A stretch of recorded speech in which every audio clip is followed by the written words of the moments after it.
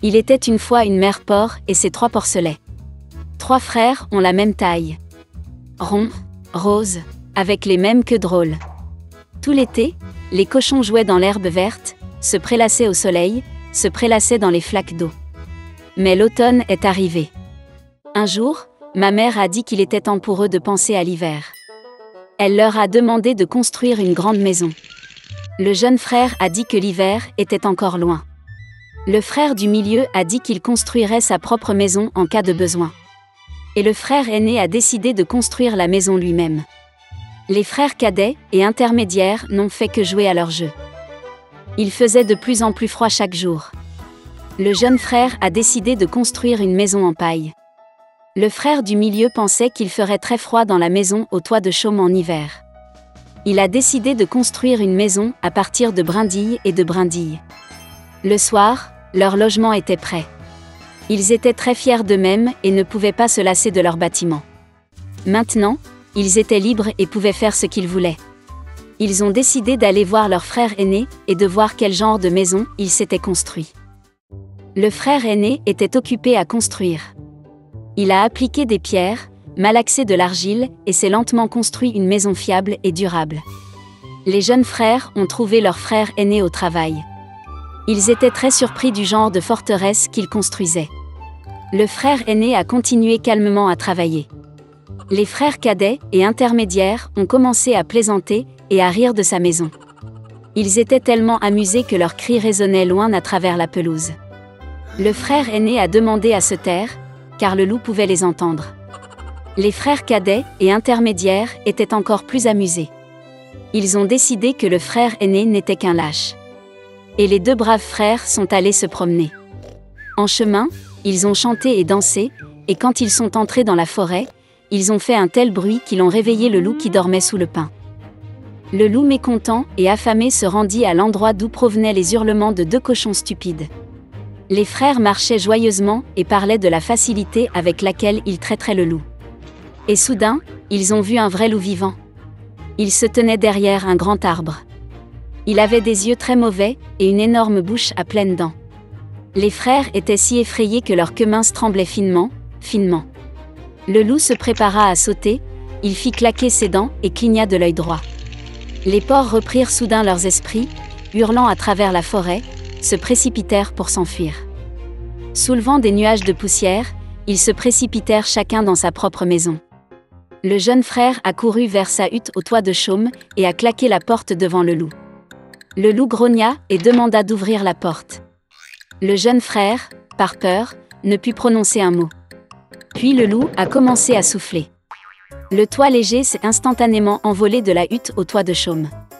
Le loup prit une profonde inspiration et souffla une seconde fois, et la maison en chaume vola dans toutes les directions. Le loup était ravi, claqua des dents et se jeta sur son jeune frère. Mais le cochon esquiva habilement et courut. Il a couru à la maison du frère du milieu. Les frères réussirent à s'enfermer et se regardèrent avec consternation. Le loup s'est fâché et a commencé à souffler. La maison est légèrement de travers. Le loup a soufflé une seconde, puis une 3e, puis une 4e fois. Mais la maison était toujours debout. Le loup prit une profonde inspiration et souffla pour la 5e fois. La maison a tremblé et s'est effondrée. Une seule porte resta quelque temps au milieu des ruines. Dans l'horreur, les porcelets se sont précipités vers la maison de leur frère aîné. Le loup a couru après eux. Il était sûr que cette fois les porcs ne le fuiraient pas.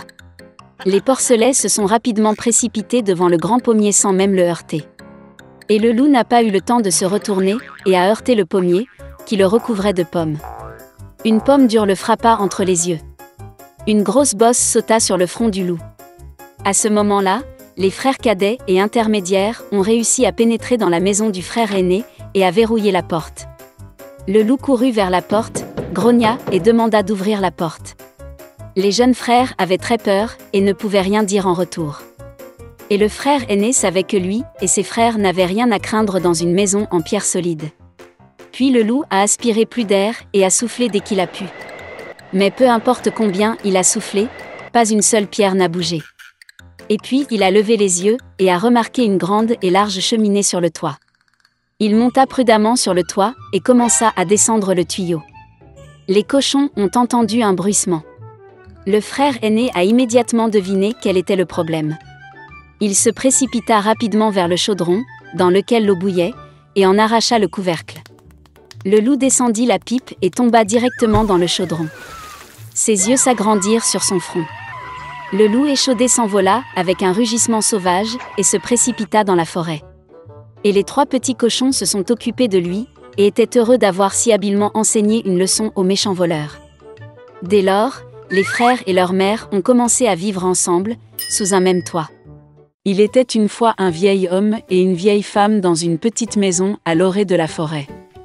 Tout dans leur vie se disputait, une seule chose manquait, le vieil homme et la vieille femme n'avaient pas d'enfants. Une fois, le vieil homme a demandé de faire cuire un pain d'épices en forme de petit homme. La vieille femme a regardé dans la grange, et il n'y avait presque plus de farine. Elle a pris un bol, l'a frotté le long de la boîte, l'a brossé le long du fond, et une poignée de 2 poignées environ a été recueillie. La vieille femme pétrit la pâte sur de la crème sûre, et quand elle roula le pain d'épices sur la table, elle le prit et le fit en forme de petit homme, avec des bras, des jambes, avec une tête. Et mettez-le au four. Au bout d'un moment, la vieille femme vint voir si le pain d'épices était cuit, le prit et le mit sur la fenêtre pour qu'il refroidisse. L'homme en pain d'épices s'est refroidi, s'est allongé, s'est couché, mais s'est soudainement levé, et a couru aussi vite que possible hors de la maison, de la fenêtre au banc, du banc au sol, à travers le sol et aux portes, a sauté par-dessus le seuil du porche à la cour, de la cour à la porte, de plus en plus loin. La vieille femme appela son mari, et ils se précipitèrent tous les 2 après lui. Mais ce n'est pas si facile d'attraper le bonhomme en pain d'épices. Maintenant, il a déjà atteint le champ où les paysans battaient leur récolte. Passant en courant, le bonhomme en pain d'épices leur a crié qu'il avait déjà fui la vieille et le vieil homme, et qu'il les fuirait facilement aussi. Les paysans l'ont entendu et ont couru après lui. Mais, peu importe la vitesse à laquelle il courait, ils ne pouvaient pas le rattraper. Un bonhomme en pain d'épices a couru jusqu'au champ où les tondeuses tondaient l'herbe. Passant en courant, il leur a crié qu'il s'était déjà enfui de la vieille femme, du vieillard et des paysans, et il les fuirait facilement aussi. Les tondeuses ne pouvaient pas supporter un tel ridicule, tout le monde se précipita après le bonhomme en pain d'épices. Ils courent aussi vite qu'ils le peuvent, mais ils ne peuvent pas rattraper. Et vers le petit homme, la vache marche, il lui a crié qu'il s'était déjà enfui de la vieille femme, du vieil homme, des paysans et des faucheuses, et qu'il la fuirait facilement aussi. La vache s'est fâchée et s'est aussi précipitée après le bonhomme en pain d'épices. Seulement, il ne peut pas rattraper. Et un cochon le rencontrait. Le petit homme a crié qu'il avait déjà fui la vieille femme, et le vieillard, et les paysans, et les faucheuses, et la vache, et il la fuirait facilement aussi. Un cochon hurla et courut après.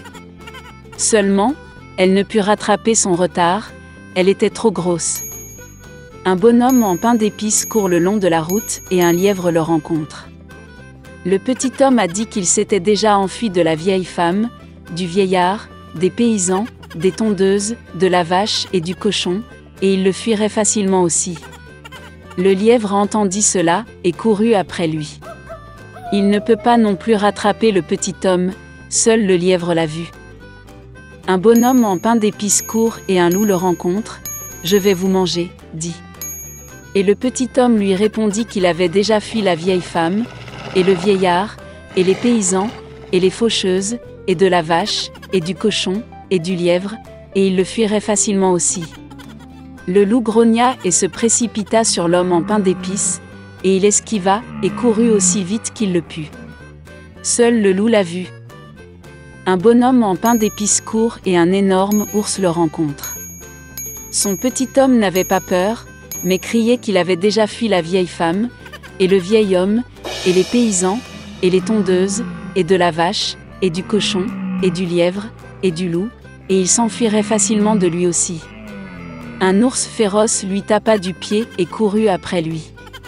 Mais l'ours était trop lent pour rattraper le bonhomme en pain d'épices. Un bonhomme en pain d'épices court et un renard le rencontre. Le renard était très rusé, mais le petit homme ne le savait pas. C'est pourquoi, par habitude, il se mit à crier qu'il avait déjà fui la vieille femme, et le vieillard, et les paysans, et les faucheuses, et de la vache, et du cochon, et du lièvre, et du loup, et de l'ours, ce qui signifie il la fuira facilement aussi. Le renard a écouté la fin, et a dit qu'elle était très vieille, n'a rien entendu. Elle s'approcha du petit homme et lui demanda de le répéter. Obéit à son idiot de bonhomme en pain d'épices et recommença à se vanter. Le renard a écouté la fin et a dit qu'elle n'avait toujours rien entendu. Elle s'approcha encore plus du petit homme et lui demanda de le répéter. Le bonhomme en pain d'épices a accepté, et alors seulement il a recommencé, alors que le renard se jetait sur lui et mangeait. Et le bonhomme en pain d'épices ne se vantait plus.